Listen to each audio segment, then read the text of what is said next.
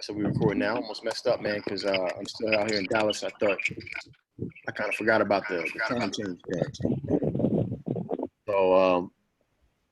So I was looking at the watch and I was like, man, I still got a little bit of time. And I realized I was running.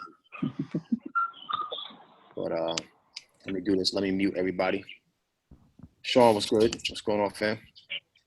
What up? What you eating? Something. All right, cool. Maria, how you doing? All right. So, man, welcome to D-Town. That's right. Out here in Dallas. I like Dallas. I just don't like the Cowboys. So, I can't lie. Erica, how you doing? So yeah, man, we're out here. We're gonna keep this one right at about an hour because I have to go get out of here, get to the airport right after this. She said, "Don't start." So I have to get to the airport right after this.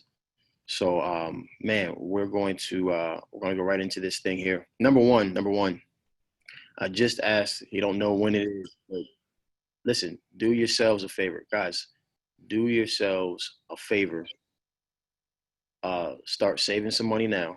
Put like $100 a month away. You know, put a couple dollars a month away. So when the next We Live 2020 or We Live 20, whatever they're gonna call it, the next one pops off, you need to be in the building. Like you really need to be here if you're gonna like take this thing seriously and get like actual steps that you can implement in your business immediately as soon as you return. You gotta prepare. The next time it gets announced, you can't be, oh, I don't have it, or like start putting it away now. Start putting a little savings account away now, not just for the ticket, but for the hotel and the whole 9 yards, because it's definitely worth it, man. You're gonna learn so much. You're gonna level up, and then you're gonna be able to network with people. So I met with somebody today that's doing well, I know a couple people that are doing virtual, but this particular person was just really giving me a lot of the insider stuff on some virtual stuff and how he's doing it, him and his wife. And so it's you get to meet those people, get to trade numbers with those people. You get to connect with them more than just. You find everything okay? Let me put you on mute. Yes, I did. Put you back on mute again. Kind of on a more deeper level, right? You get to. No, I'm black. There we go. So you get to connect on a deeper level, man. I've made some really, really good connections here. Matter of fact, one person who owned a business who's actually going to have on the call, he has some institutional buyers in my market that, some people that got a lot of money that want to spend it and they're looking to buy houses, a lot of them. So you just never know. Like you literally, by not going to these events, by not networking, you don't realize it, but you're costing yourselves money. You're thinking that, oh, I got to spend the money to get here. But really what's happening is that you're actually losing money. You don't realize it yet, but you're really losing money because 1 or 2 points that you could have took for something like this could propel your business. Instead of you wasting another year, 2 years trying to figure it out, right? You could have figured it out here and then made money off of it. So my advice, once again, take $100 a month, put it away whenever it's announced, get into it as quickly as possible. Because that way you can receive the value. It makes sense. We gotta start changing our mindset. We gotta start really starting to value investing ourselves, and we have to put away for it, just like we put away for Christmas, just like we put away for a vacation, just like you save up for your birthday. Especially y'all ladies, right? Ladies they don't have a birthday; they have a birthday month, right? It's a whole month of a birthday, right? Y'all save for it. Make sure you save for these two to invest in yourselves, because it's well worth it, costing yourself money. I don't know who keep coming off mute. Let me see. If you're somehow someone's keeps on coming off mute, please put yourself back on mute. So I'm gonna give you guys just one takeaway that I had from this, and something I realized that that I'm not working hard enough. I'm not getting enough leads, and so is our my cousin that was on there on the stage, and she has a deal finder, right? We talked about that if you guys were on the call a couple weeks ago when they were on there, Dedrick and Crystal Polite. And so she has one deal finder that this one deal finder every week she inputs 250 fresh new leads every single. That's 1,000 leads from that one person that she's doing over the course of a month. 250 every single week times 4, you got 1,000 new leads every single month. And you're wondering why, like, how are they doing this? They're doing what you're doing. They're just really, really serious about it. And they've decided to say, we're going all in on this one strategy, and they're putting the effort in. So they're thinking smart because they have to run their own business, right? They have people that are going out there finding these deals or these abandoned properties or possible abandoned properties, and then uploading them. But you could do the exact same thing. In the beginning, you have to do the exact same thing. You have to be able to create more leads so you can get on more appointments and put out more offers. I was talking with my team.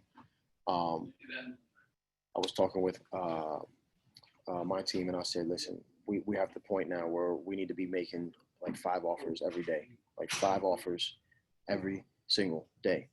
So you say, well, how do you do that? So one of those ways is by upping how many deals you're putting into your pipeline. All right. Another way I'm gonna show you here real quickly when we hop on this computer when I share my screen is one way that you can start doing this. Now, if you are a real estate agent or you're a realtor and you have access to the MLS, then this is really, really easy for you. But if you're not, we got to figure out how we're going to meet up, join forces, lock arms, however you want to call it, and create a partnership with yourself and another agent, someone who's probably a little bit hungry. What's going on, Kiana? What's going on, David? Someone, JT Money, what's up? Finding someone who's hungry and is going to want to feed you this and can understand the long-term play on this. Okay. So what's in it for them? Always start off with what's in it for them. What's in it for them is that, listen, they're going to do a minimal amount of work for a possible payout that could equal thousands of dollars for them. Because if an investor buys a property, especially a newer investor, right, they might want to utilize the same agent that helped you find the property. They're knowledgeable in that neighborhood. And for literally doing about 10, maybe less than that, 15 minutes worth of work at tops, they have the opportunity to make a nice sized paycheck for their side and also get plugged in with them and with an investor. So one of the things that we're doing to create, what's going on, Ramon?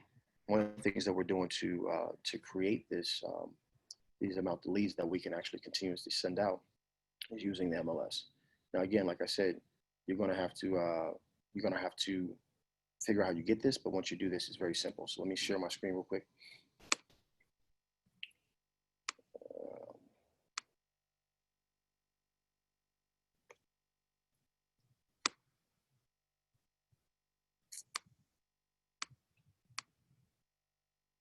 Okay, so this is the MLS. This is one of Atlanta's weird. Atlanta has 2 MLSs, FMLS and the Georgia MLS. I don't know why that is, but we do. So all I'm going to do is you're going to have your real estate agent log in. They might look different, but they're pretty much all very similar. Okay. They're going to go to residentials. In my particular market, what we're looking for mostly is residential detached homes. Now, if you're in somewhere like New York, then you're probably going to like New York City. You're going to be looking for condos, co-ops, those type of things. So just be cognizant of your market and know what you want to put as far as what you want to search for. So a lot of people, when they're doing this, they don't check on the actives, right? But I want you to check on the actives, but I want them, and you can write this down because again, this might not look the exact same, but the concept is the same. Okay. So what I want you to do is anything from 90 to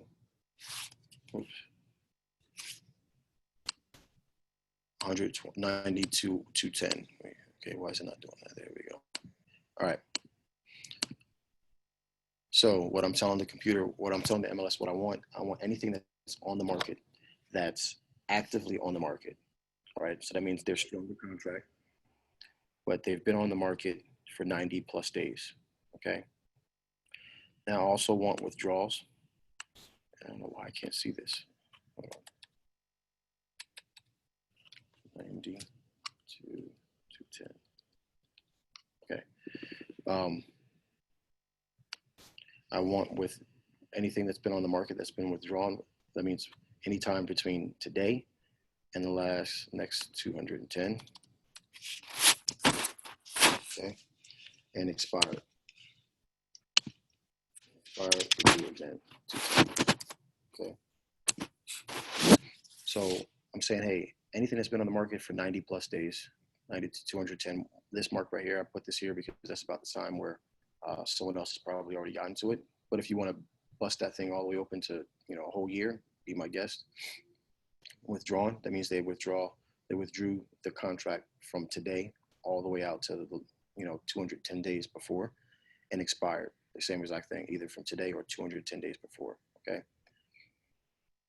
Now I'll put, keep in mind, just this is going to be dependent upon your area, how densely populated your area is. But so I'll do anywhere from like a 5 mile radius out, and I'll just put an address. Let's see.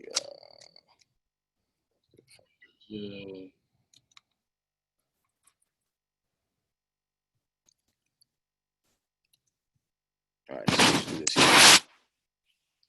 All right, so right here you can see at the bottom here, and again, this will look different on your MLS, but they're all pretty much the same.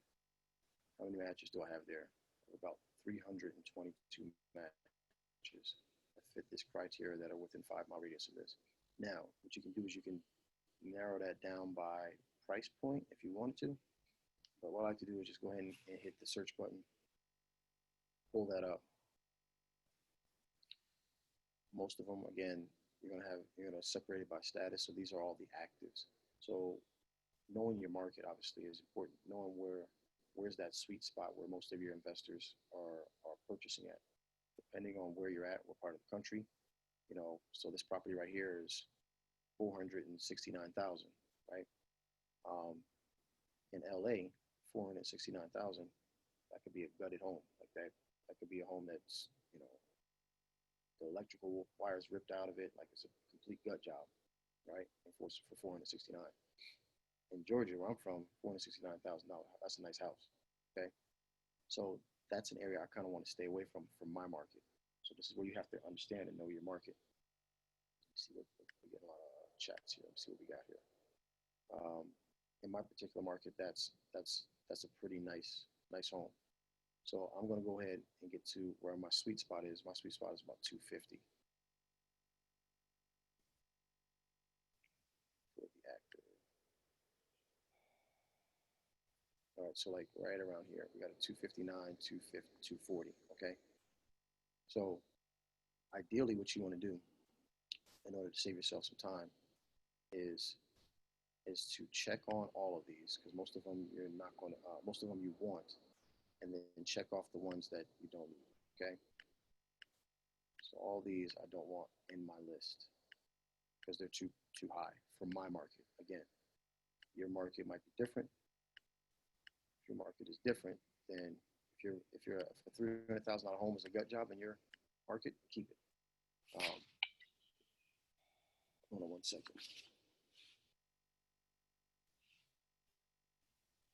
Oh, someone says you guys can't hear me. Nobody can hear me on this call. It's low. What's that? All right. Can y'all hear me a little bit better now? Is that better? It felt like that? No?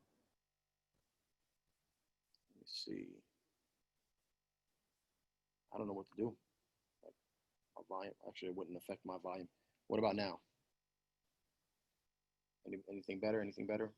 Yeah, you're the only one I can see. Can you give me a thumbs up if you can hear me?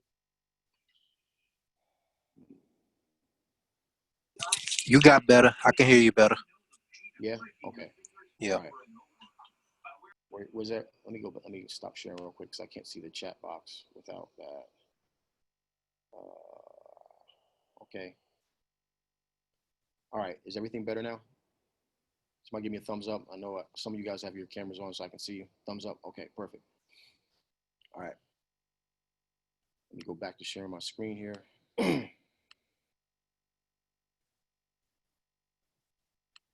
All right. So we're going to deselect the ones that we don't want. Okay. And like I said, for my market, it's going to be about that 250 mark. So I'm right here around that 259. I'll probably take that one off myself. And then we're going to go make sure I deselect all these as well. Okay. So that's all deselected. And then we're going to go from here. You guys still can't hear me? I got Sean texting me saying he can't hear me. I thought we were good.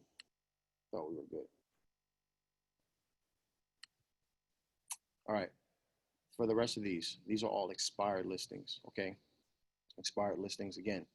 I'm trying to stay away from this level. Sean, if you can hear me, go ahead and text me again if you can hear me now. Because if I'm on this screen, I'll have to keep checking off. Again, I'm deselecting these. Okay, you guys kind of get the point of this. I'm not going to keep doing this. What you want to do is you want to hone in on the market, on the price point that is working for your market. All right, working, but it's still low. I don't know what else to do. I'm gonna try to work this thing as best as possible. Speak up a little bit more. But here we go. So I'm deselecting these all the way to that point where I hit my price point that I like, that 250. Okay. Okay. Try to find that again. And we're about right here. So right here on this one right here, we see 250, and that's when I'm gonna start clicking these off. Okay. This is what I want. This is what I'm gonna put into my report. Okay. Let me just kind of give you an idea. Let's take a look at this one right here. Let's see what this house looks like. All right, as you can see, these aren't in this price point of 250. This is not something that's like what you're typically used to seeing. Okay, but this one right here has been on the market. Days on market 96. Okay, so what I know, and this is an expired listing, so it went on the market for a certain amount of time. And the listing was expired, probably expired after 90 days. And no one bought it at this price point. So you guys could probably put together why this is an important strategy for you to use if you're going to send out mass offers, right? This is a way that you can send out mass offers and not have to sit there and spend a whole bunch of time trying to find these properties where it's very simple. It only takes a little bit of time. I'm deselecting these. Again, look at this one right here. This is 150. Let's see what this one looks like. Again, even at the bottom price point, it's not a tore up house. Okay. This is a property that looks decent, but it's been on the market for, or expired, again, 96 days. Okay. Once we have this, we have all the ones that we want. I'm just going to stop here. All we want that real estate agent to do is to export these. Okay. Once they export them, obviously, the way we have it is agent single line, which basically means everything's going to be listed on one line: the property, the address, the price, whether or not it was active or expired. Okay. Once they hit that export button, it's going to show up. Let me see something here. It's going to show up something like this. Okay. All right. So you're going to get your property address. Okay. And you'll have a whole list of properties that now you have the ability to contact. Now, what you need to be cognizant of is here. So you can see right here, these have the A signal in them, right? So they stand for active. So anything that is active, you still need to go through the real estate agent for. Okay, make sure you guys understand that. If it's active, you still need to go through the real estate agent to put in that offer. Okay, anything that's not, not active, whether or not, so it could be withdrawn or it's an expired listing, anything like that, you can go and skip trace it and go direct to seller. Okay. So let's see. How many do I have here? So we have 134 leads here that literally took me about 10 minutes tops to find. Once you do this, once you train, if your real estate agent doesn't know how to, they should know how to do it, but if they don't know how to do it, once you show them how to do it, you can literally pull down a couple hundred leads in a very, very short amount of time. And then, like I said, the ones that are active, you're going to work with that real estate agent to put in offers. It's really simple. Okay. You're going to put in offers. You're going to obviously need to find, you have to have a buyer that's ready to go, but you're going to work with your buyer and your real estate agent to put in offers. Your real estate agent now is happy. Okay. Because now you got someone who's a real cash buyer and they're going to put in offers. Or if you don't have to deal with the real estate agent because it's already withdrawn or it's already an expired listing, then at that point, all you have to do is skip trace these people just like you would normally do. Put them into whatever skip trace software you're using, whether it's REI Skip, whether you're doing, whether or not you're doing, True People Search or, the white pages, however you're doing it, figure out a way to skip trace them. And now you're calling, okay? You can call these people and go ahead and start setting appointments.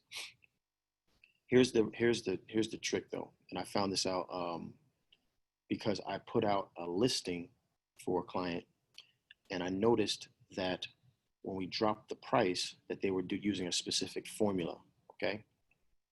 So they were using a specific formula to put out basically what we call a blind offer. Like they never saw the house. They just saw the house, maybe saw the house on the MLS. They probably did something like this where they just pulled a list and didn't even look at the house. And it's very simple. So let me see. We're going to take this house right here. So let's say this house right here on line 111 sold for $199. Okay. So let's see real quick. Let's say it went for $199, and all they're doing is this. It's very simple. They're taking their the last listed price, right? So sometimes that, I don't know what that house started at, but if you looked on it, you could probably see what it started for, right? So they had it at 199, or the last listed price is at 199, and what they're figuring is that whoever had that property and let that property expire, okay, they're probably at a certain point where they're like, you know what, I just need to get rid of this thing. I'm ready to go. I just want to let it go for whatever I can get for it. Now, not everybody's going to be like that. Not everybody is going to think that way, but you're going to find if you put out enough offers, if you do it like I show you to, if you put out enough offers, you will find a couple people that will do exactly that. So let's just say 199. And so the formula that this other company was using that I like is they're going to they're going to offer 55% of whatever the last or the lowest listed price for. So they're going to do times 0.55. Actually, I take that back. It's times 0.555. They were doing 55.5%. Okay. So let me do that math real quick. 199 times 0.555. So that means this offer price, without me even seeing the property, is at 110,445. I'm just gonna put 110K. Okay. So they sent in an offer of $110,000 house they probably never saw before, or this is what we're gonna do actually for this particular house, of $110,000 on a house that was listed at 199 that no one bought, that was on the market for, I don't know, somewhere between 90 to 210 days. So at the bare bottom, that price was at 199 and had been in the market for close to 6 months, and still no one bought it. So that whole time, that person's paying interest on that house, and at this point, it's now a problem They thought it was a good idea, and now all of a sudden it's not such a good idea anymore. And we're going to offer them 110. A lot of these properties have already been rehabbed, or they need very, very minimal rehab to make it work. Okay. So if you can find something for this, if I can get this house, they're probably maybe on a retail market, they're probably about $20,000 off, maybe $30,000 off. But you're going to find people that are going to make an emotional decision. Okay. They're going to make an emotional decision and they just want to be done with the property. Some of them are like, you know what? I'm only in it for 105. I just want to get my money out of it and be done with it. Some of them are like, you know what? I don't even care if I take a loss. I just want to be done with this property. Okay. And you can find people like that if you put out enough offers. So here's the formula that you need to do. Once you do this, once you figure out what the last sold price is, times decimal point, right? Or 555, or just 55% of it, 55.5% of it. And after you get that price, you're going to put in an offer, and you're going to need to do 5 of these every single day. So if you can commit to doing these 5 just offers on these houses, if you use this strategy, 5 of them every single day. All right. If you do that just for the working days, Monday through Friday, that's 20 working days. That's 100 blind offers that you're putting out there every single month. You do that, you're going to get some people that want to take advantage of that, and they're going to want to sell. Okay. So that's the formula. You're going to do this right here. You're going to put out a minimum of 5 offers, 5 offers every single day. Okay. And I'm not going to spell this out because it's taking me really long to do this, but 5 offers. Actually, let me just finish it up. All right. So 5 offers every single day. Do it consistently. Now you could do you can do 25 a week if you want to just put them all together in a week, right? So you're not having to do it every single day. But putting these offers out there on a consistent basis, you're going to start to get people that are going to be pissed off at you. They're going to say that, that's way too low, and they're going to renegotiate. If you get someone that wants to renegotiate, they say, that 110 is way too low. We don't want to take 110. Well, what price point works for you, right? And you can go back and forth with that person. If they just completely blow you off, then you just go on to the next. It doesn't matter. Your job is to put in 5 offers every single day, whether or not you get a deal that day or you don't. Okay, whether or not you get a contract, or you go on an appointment, or you don't. And when you think about it like that, and you change the way you think, versus you're thinking like, oh, I need to get this deal, versus I just need to put 5 offers in, things start to happen. Momentum starts to happen. You start to get on appointments, and things start moving. So that's what I want you guys to do. If you're going to utilize this strategy, make sure you're finding enough properties and you're putting 5 in every single day, or 25 a week. Definitely don't go any longer than that. You need to be putting this in at least 25 every single week. I wouldn't wait 2 weeks and then try to do 50, or wait a month and then try to do all 100, right? Just do every single day, either 5, or at the end of the week, or in the beginning of the week, like on a Monday, do 25 straight. So that way you have time to receive and field phone calls, set appointments for that week. Does that make sense? All right, let me see here. I'm getting a lot of text here. Good, but a little low. Your volume is fine now. Stop telling all my business. Nobody telling all your business. You pretty much just told everybody your business. Was the 55.5% of last listing price or sale price? No, remember, these houses never sold. Okay. So these houses haven't sold because they're either still actively in the market, or the listing expired. Okay. Expired, or they withdrew. So it's a very good question. So it's 55% of the last listing price. So think about it. They start that house that we did at 199. I don't know if we went back to it, you could probably see what it was. But let's say they started off at 220, and then they dropped it down to 219. Then they dropped it down to 209. And then finally that 199, and they're like, you know what, screw it. We just want to be done with this thing. Okay. And the listing expired at that point. Okay. So that's what we want to do. It's a good question though. Hold up. Where did my chat box go? All right, there we go.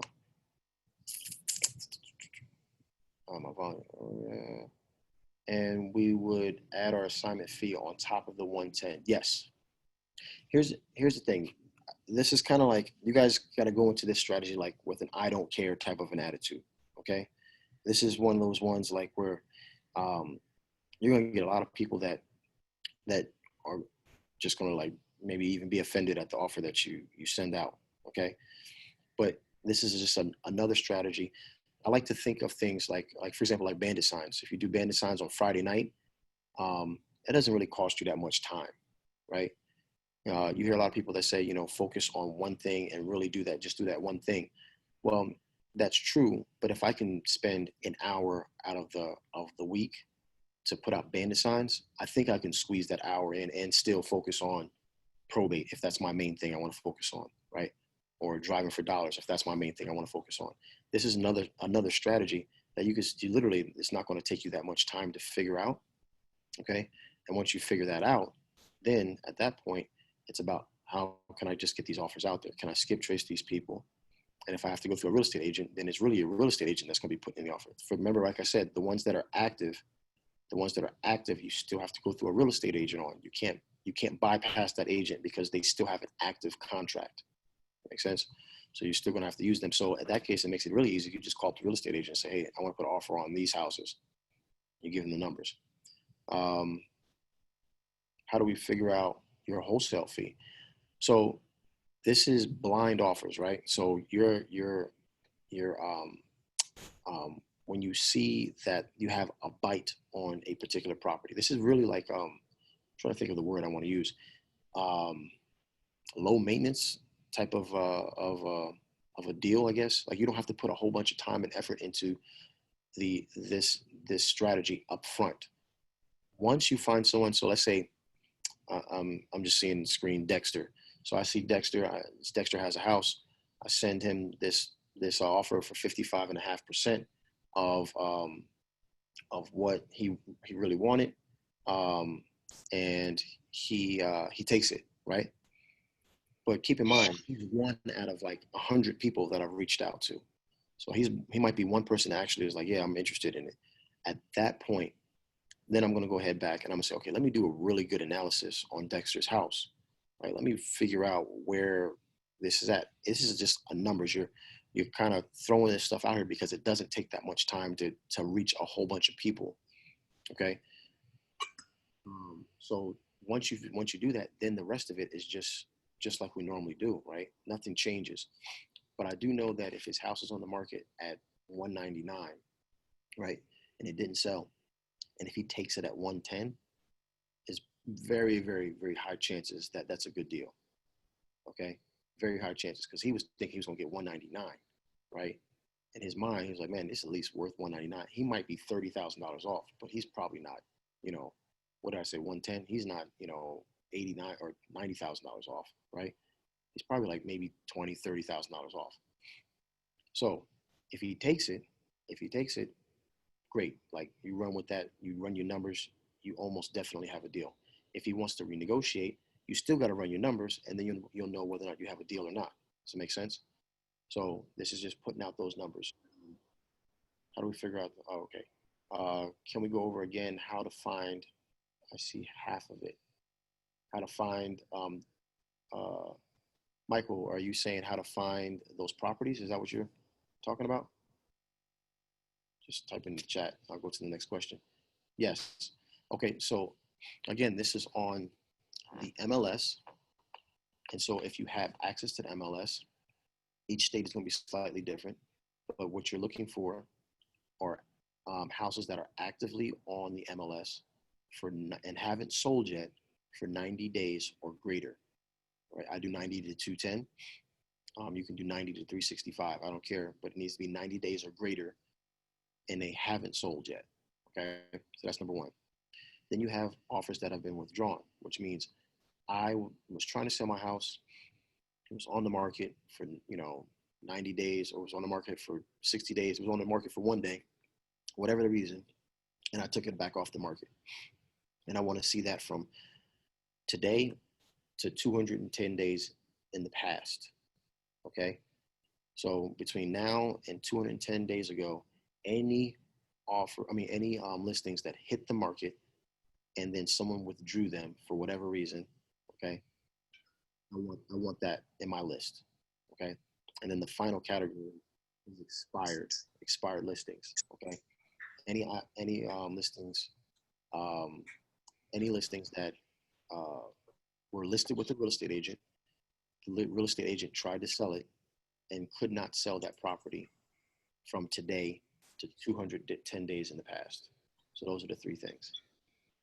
Um, if you don't have, like I said, and if you don't have a real estate agent, or if you're not a real estate agent, then this is the perfect time for you to start reaching out, like we've been talking about, and partnering with the real estate agent and showing them the value, showing what you can do for them, and that way they can give you that listing. All right, let me see. So you have a cash buyer ready to go. Putting in contracts, the seller is going to want proof of funds to accept the offer. Correct. So you want to have cash buyers ready to go. But if that's really for active listings, right? Really for the active listings. If these these listings are no longer on MLS, the person might have gave up trying to sell it. At this point, everything else besides the active ones is just a normal wholesale deal. Don't think it. Don't overthink it. Okay, it's you do it. You operate the exact same way. You call them up. Hey, they already took the bait as far as saying yes. This is something I'm looking at doing. You call them up, set the appointment, go see the house, do the repair costs, get the contract, and then you know, somebody's not on. I don't know who it is. Um, So, and then at that point, it's the same exact thing. You just go out there, you go to you market it to your cash buyers list just like you would at any other property. Many of MLS offers require proof of funds, and when using an agent to make an offer, most of their standard contracts aren't assignable. How we circumvent that? Okay, let me go back here.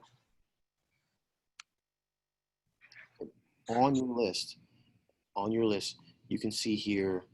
Um, so we got 1, 2, 3, 4, 5, 6, 7, 8, 9, 10, 11, 12, 13.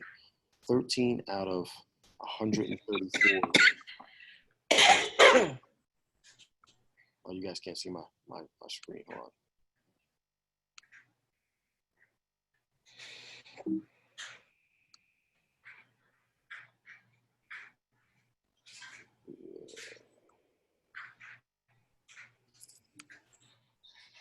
All right. So, yeah, this thing is always in the way. All right. So 13, 1, 2, 3, 4, 5, 6, 7, 8, 9, 10, 11, 12, 13. 13 out of 134. Bill, just to answer your question, 13 out of 134, you have to worry about that. Okay. Most of the time, if the real estate agent is doing their job, and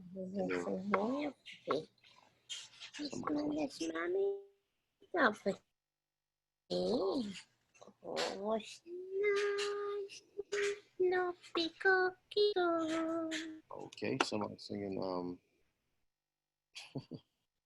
Let me mute everybody again. Somebody think they Beyonce over there. So 13 out of those 134, you're gonna have to have a buyer lined up. Okay, but the vast majority, when I look at these lists, I see an overwhelming statistic that most of the time I'm finding more expired and withdrawal listings than the active ones. Okay, so this is if you want to use this and you want to use both the active withdrawal and the expired, this should give you some incentive to start finding buyers that you can work with like this because they're out there. I promise you, this conference has shown me every time I come to one of these or do a mastermind or something like that, it shows me just the vast amount of people out there that have money that would love to be on your buyers list if you could provide properties for them. Right? So finding the buyers is not going to be a problem. You just guys have to kind of get out of your circle and go to where the buyers are at. But yes, you do have to have proof of funds. But remember, that's only out of that list that I just showed you. It's only 13 out of 134 that I have to worry about that, because everybody else, they're no longer on the expired. Let me see. Dexter asked, will the realtor ask to show proof of funds? They should. They should. But again, those are only for the ones that are active. So we would partner with them, real estate agents, and say we would give them a percentage of the deal. So that is all right. So it depends on how you work that, right? So as a agent, right, the real estate board does not allow for like kickbacks or anything like that. Okay, so I'm gonna tell you the legal way. All right. Right. Again, you're not supposed to get kickbacks. I think the most you can get is like up to $100, and it's like either in cash or in monetary value. Okay, so you're not supposed to be able to get any money like that. Where the way I would work this is I would partner with, if I wasn't a real estate agent, I would partner with the real estate agent and tell them, listen, on these active ones, I already have buyers, so that's a no-brainer, right?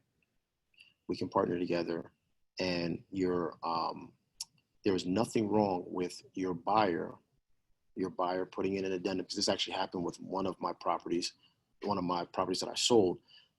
The real estate agent, the buyer put into the special stipulations that they were going to pay X amount of dollars, all right, to me for this property, okay? So the buyer can do whatever they want to do with their money. The buyer is, for the most part, not regulated on what they want to do with their money, okay? Your buyer respects you and understands that you provide a service to them. They won't have any problem paying you. If the real estate agent can't see that, then you have to show them, listen, this person is going to buy this property. They're buying it with the intent to put some money into it and then flip it and sell it on the open market again. If you provide this service, you could be that agent that's listing the property. Now, you can't legally force them to list it, but this is why I say you have to find the right type of agent. You just can't go to any agent. You have to find the right type of agent that's going to work with you, and it's going to want to be hungry and understand that this is a long-term play, that they have to do very, very little work to get a big payout. Like, it literally, you're talking about like just typing on the computer for 10, 15 minutes and then hitting send an email. And they can be getting not only connected with an investment buyer, but picking up 2-3 deals every single month that's selling on the open market. So not every single agent. I wouldn't go to a very inexperienced agent to do this, because they're, number one, they're probably already doing it, or they're just going to look at you and be like, oh, they think that they're giving more to you than you are to them. Okay, so you have to find the right type of agent, someone who's probably been in the game at least a year, 2 years. They have a little bit of experience, but they're not so super busy that they look at you as like they're wasting your time. All right. Is there a methodology to the 55%, or is that a random number? You know what? I heard there's a guy in Chattanooga, Tennessee. He said he does 52%. And then I saw this one in my market. I saw 2 houses that were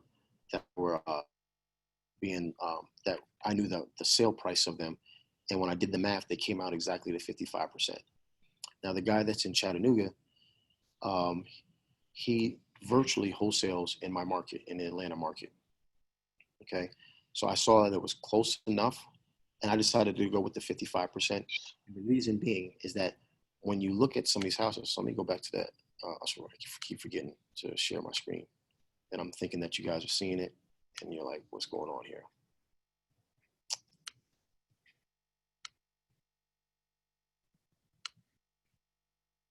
Let's go back here. Hopefully I don't have to log back in again.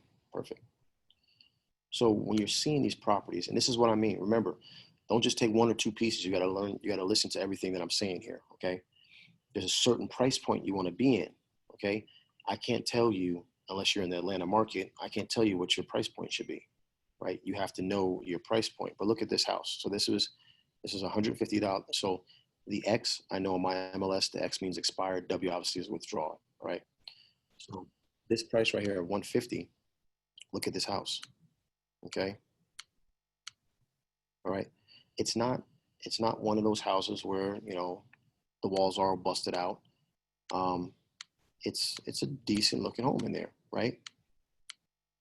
So this is not something that is going to require a whole bunch of work. So I know if I can get this thing at 55% of what they're asking, right? If I can get it at 55% of what they're asking, I could throw on $10,000, $15,000 and probably wholesale this thing very, very quickly.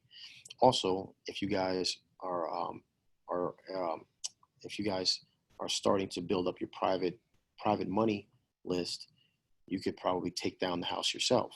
Okay, so let's say it's like 55% of it. I don't know, like $85,000. Let's just say you get this thing under for $85,000. You could probably take it down yourself, meaning purchase it yourself, or use private money to purchase it yourself, and then throw it right back on the market for 120, 125, and it's probably going to fly, okay? Because this price point is probably not that far off from where it needs to be at, okay? So I just want to show you a couple examples. So that's just one. So I'll pick another random one. Let's just do this one here at 207. See what that looks like. Again, look at this. We're not talking about complete gut jobs here on these houses. So it doesn't need to be that really steep discount that we normally look for when we're looking for a like an abandoned property that needs to be completely gutted. And I mean, this still needs some work on it because it's dated, but we're not talking about complete total renovation. So the 55% gives me enough off that I can still negotiate up. If they take it, great. You're going to make a lot of money on a wholesale deal. If they don't and they want to negotiate, it gives you enough room where you can negotiate up and still make money. And it also gives you enough room in case you have to put some repairs into it that you can still make money without really seeing the property. Because again, this is just like one of those strategies that is going to put a whole bunch of offers out there.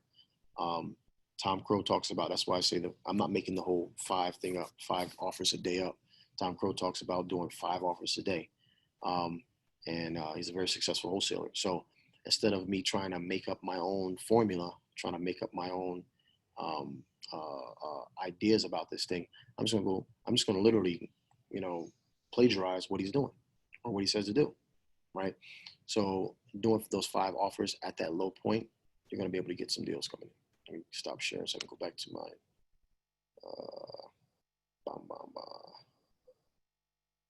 So number 7, will you take off? Oh, in regards to getting the MLS list, I don't know what that means. Oh, okay. I think I answered that. Yeah, right. Okay, cool. Do you have to have a contract with realtor? So most realtors are going to want to use their own state's contract or their realtor board's contract. In Georgia, it's called the GAR form. It just depends on where you're at, what state. But most of them want to use that, and it's not a big deal. Just have your just work with your real estate agent. Like again, this is going to be. It's hard for me to give you exact recommendations because I don't know what state you're in. I just can tell you what I do here in Georgia. But you can work with your buyer and put it in the special stipulations on what they should be paying you. Okay. All right, Sean, I see you. I'm gonna take you off mute because I see you had your hand up. I'm trying to take you off mute. It won't let me. I guess take yourself off mute because it won't let me. Hey, now you answer the question. Okay, cool. Well, let me do this. Let me. I know some of you guys might have some questions about this past weekend. We got about 11 minutes before I have to get ready to get out of here and get to the airport. So let me do this. Anybody have any questions? You can just go ahead and either raise your hand and then virtually raise your hand there. Okay, I see you. I see you really raising your hand. So let me take you off. I don't know what. I'm just going by your screen name, Buck Nasty. So what's what we going to? Yeah, Hey, man, good name.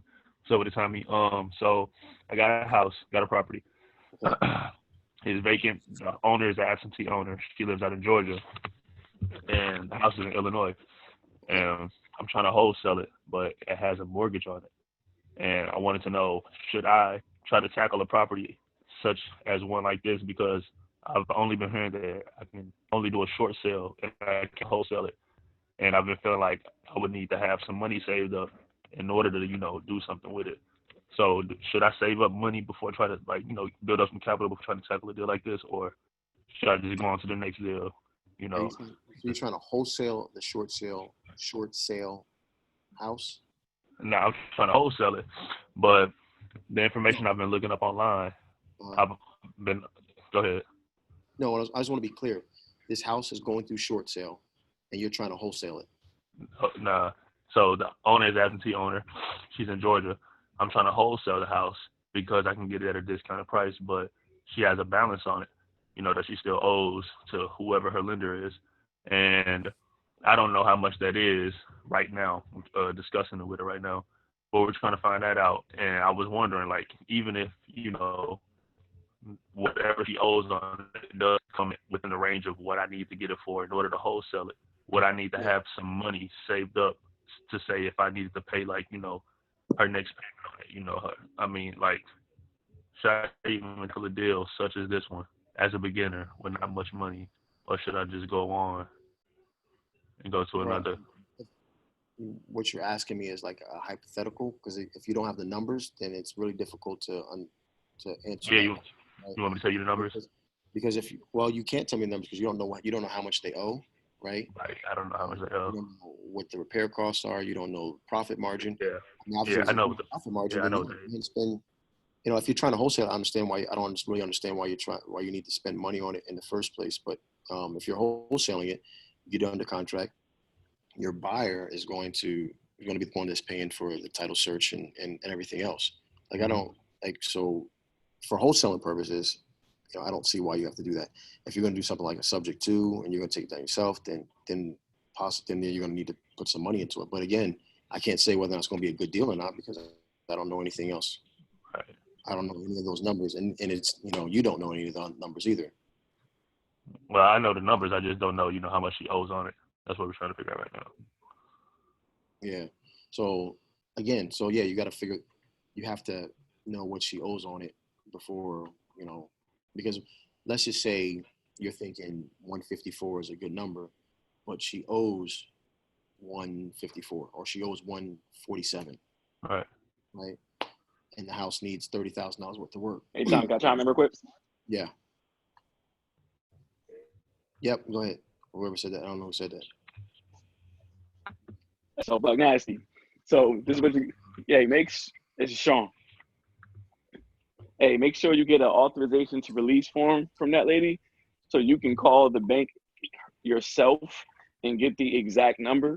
Because they could tell you, oh, I owe 150, but it might be 155, and then the next month's payment go up. Now it's 156, and now your buyer going to be looking at you crazy, like you told me it's 150, when it's really up to 156. Right. Okay. So say if she does, so right now I'm trying to get it at 43,000. The house is $126,000 house, 125 to 130,000 in for repair, and I'm trying to get it for 43. I gave her an offer of 43, but right now we're finding out what shows on it. If she does owe anywhere in the range of what I can get it for a wholesale deal, like will I have to worry about, I'll just have to basically sell it before the 30 days, like, before I, Yeah. because I'm Yeah. gonna have a 30-day limit on my contract. Yeah. So if the numbers work for a wholesale deal, then you put under contract. Let's say you get it under contract. You say I'm gonna do $100 earnest money. I don't really ever put up the $100 earnest money, right? Mm-hmm. Reason being is because I'm taking that, I'm sending it, I'm doing the marketing like I show you guys in the course. I'm sending it out to my buyers. My buyers want it because I got it because I know the numbers and I got it for a good price. And then my buyer is going to give me $1,000, $1,500, $2,000 earnest money deposit. So instead of me putting 100 of my money, I'm giving the attorney $1,000, right, as earnest money.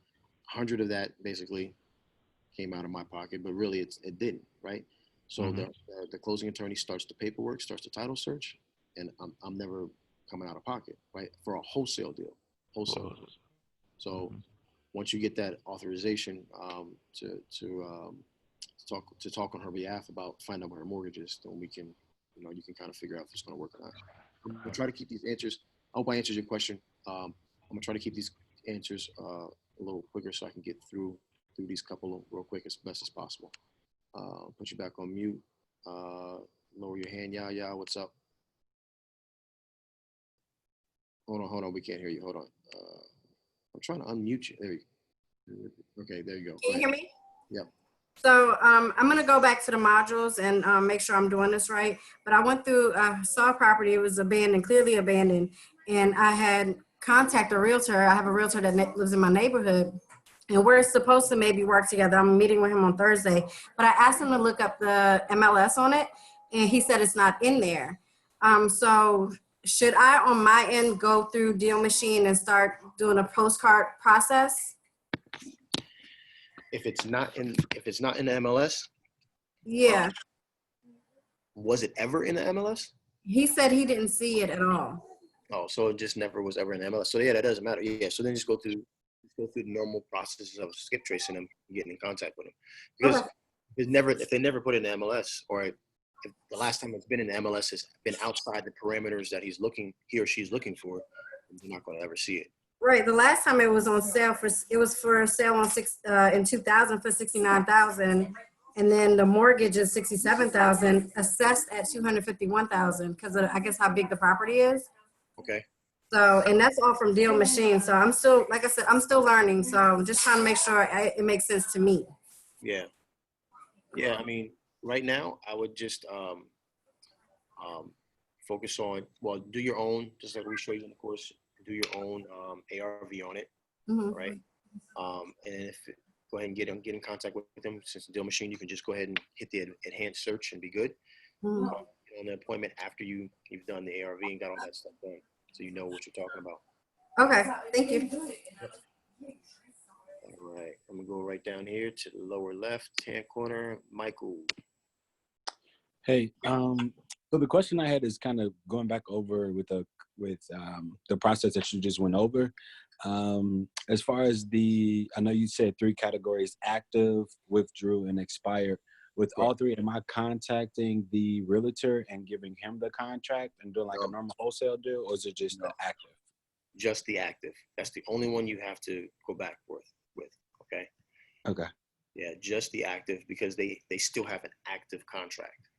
Okay. Everybody else, their contract is expired. Right. Okay. Yeah. So it would be easier just to go to the ones that's like withdrew or expired, or because I can understand because I was trying to build a relationship with the realtor. So that's why I said, should I just go to all 3 of them to still kind of get them in the system, or Let me ask you this. How much extra effort is it going to cost you? Is it going to take for you to send out those deals to those realtors? Because once you get like a standardized format, standardized letter, you're just changing the address, changing the name, and changing the number, right? Yeah, right. So it's not long. It's not that big of a deal. Plus, you never know. You might partner with you might find another like hungry real estate agent that sees your hustle and it's like, hey, I want in on this. Okay, thank you. Cool. JT Money. What's up? What's up? What's up, Tommy? I'm sorry if you can't see me. I'm at the beach. But I have a quick question. So, so I have a friend who's a realtor. No, I can only do an hour. It's okay, you can do it. I have a friend who's a realtor. She just started, right? So I just wanted to clarify. So the 3 things I need her to run from me, right, is the comps, and then the export and the expired listings, right? Is there anything else I'm missing? Because when I give her an offer, when I sit down with her, I want to bring value to her too as well. Yeah, so, like I said, on that listing, on those lists, you want not just expired, but active greater than 90 days. Okay, active greater than 90 days. Withdrawn. Hold up. Go take over there. Go take it to the car. So withdrawn. I just put you on mute real quick so everybody can hear. So active greater than 90 days, withdrawn, all right, from 0 to 210 days. That's my preference. And then expired listings with from 0 to 210 days. All right, so that's the three things I need from her, because I'm gonna try to make it where it's a monthly structure. Maybe I pay her amount per month, because she just started not too long ago. No, you don't need to pay her because she does one deal for you. It'll be more than you can pay her for the entire year. Okay. That's what I'm saying. You can't just do it with any real estate agent. You have to sit down and explain this agent the value of providing, and they're literally doing a couple of keystrokes once a month. Okay. Thank you so much, Tommy. Yep. I appreciate it, and safe travels. Thank you. All right. Let me make sure. Does anybody else have their hand up? I'm trying to scroll through. Oh. All right, cool. Do you have to have a contract with the realtor? I can't remember if I answered that. Do I have to have a contract with realtor? You don't have to have a set contract with realtor. No. If I know what you're asking. All right. Does anybody have any last second questions? 7 o'clock, and I got to get ready to head up out of here. Nope. All right. So couple of quick announcements. We are. I met some really good people here. So in the next couple of weeks, we're going to start bringing some of these people these vendors that have different things they can offer to the course. Okay. I look, you can't see me. So these people, keep in mind, all of them are wholesalers. So there's not just a business. They're all doing a lot better than everybody else on this call. And we talked about, they have identified problems and they are providing solutions. Now, a lot of their solutions aren't free. Okay. But we're working with some of them to provide you some solutions, because pretty much everybody here is on the newer end of the scale. They're not super expensive, but they do cost some things. Okay, they cost a little bit, but some of this stuff is going to be able to scale your business. Now, I'm telling you this ahead of the time, right? Ahead of time, before they come on, I'm telling you this ahead of time, because I want you to not get, what's it called? Shiny object syndrome, right? Where you want to go ahead and buy everything. Take the time to learn about this stuff. Okay. Take the time to do the research before they come on there, right? Because my first and foremost, my allegiance is to make sure that you guys are successful, right? And you don't need, some of the stuff is going to be perfect for Buck Nasty, and for Ramona, it might not work, right? She might not want to use that. Okay. So I'm only going to bring stuff on that I think that after listening to them, that I think can add value to you guys, but you don't have to get everything. Okay. As a matter of fact, I really don't want you to get everything. I want you to be able to get what you feel like you need, and then scale from there. One of the first people that we're going to be bringing on is a guy, he owns a company called Sherpa, and we're doing text messaging for our buyers. I don't know why I didn't think about this. It was like right there in your face, but he's doing text messaging to find sellers. I think when he explained it to me and did the demonstration, I was like, this is freaking genius. It's pure genius. It's I think it's definitely something that I want to implement in my business, but it's going to cost some money. It's something that I think that if you guys can afford to do it, that you might want to look into, and I'll leave it at that. So he's going to come on here in the coming weeks. We have some other people that are going to be coming on in the coming weeks. So just make sure that you guys are tuning in and coming to these meetings every Sunday and Wednesday, because you don't know. It's good to watch the replay, but it's a lot better to be here live. So that way you can ask real questions. Okay, you can ask real questions, and then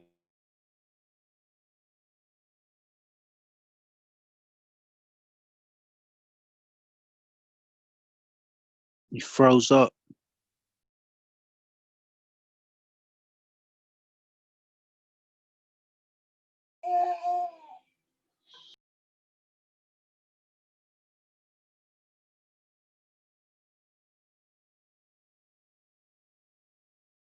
All Did right. he get knocked off? I don't know what happened, but yeah. Anyway, I'm back now. Anybody can hear me? Thumbs up. Okay. I don't know what Yeah. the heck the last thing that y'all heard or didn't hear. But like I said, we're going to go ahead and start bringing these people on every single week, or close as possible every single week, just to provide more opportunities for you guys to learn and see what other people are doing in different markets and how they're getting deals. So let's go ahead and conclude this thing. As always, I'm going to leave this open so that you guys can chat amongst yourselves. And see you next time I see you. I'll be back in the ATL. So love you guys. Have a blessed one. And let's go out there and let's make some money. Appreciate that, Duke. I hope I do have a safe flight. I really do. Hopefully the pilot does his job. You guys have a blessed one. You guys take care. All right. Stop recording.